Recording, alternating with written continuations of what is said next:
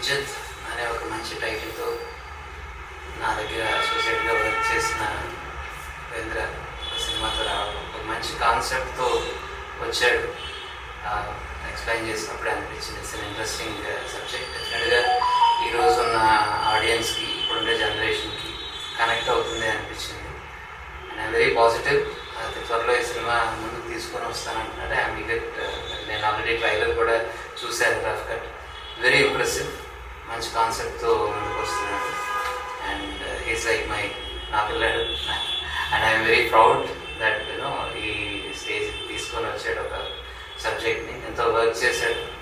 So research చేసి దాని ప్రతి విషయాన్ని, ప్రతి డైలాగ్ని కూడా మ్యాక్సిమం న్యాచురల్ ప్రజెంటేషన్ ఇవ్వడం కోసం విజువల్ రిచ్నెస్తో పాటు ఇప్పుడు ఉండాల్సిన జనరేషన్కి కావాల్సిన క్వాలిటీ ఆఫ్ మేకింగ్ కూడా తీసుకొని వచ్చాడు. And I'm very happy and I very positive about ఇజ్జత్. అందరి ఇజ్జత్ కాపాడతాడు. మా టీం అందరి ఇజ్జత్ అంటే నా పిల్లాడు కాబట్టి చెప్తున్నాను. సపోర్ట్ చేసిన టీం అందరికీ కూడా ఐ హ్యాపీ. కంగ్రాచులేషన్స్ నా సైడ్ నుంచి. ఒక మంచి ప్రాజెక్ట్లో మీరు అందరూ పార్టిసిపేట్ అయ్యి ఉండటం.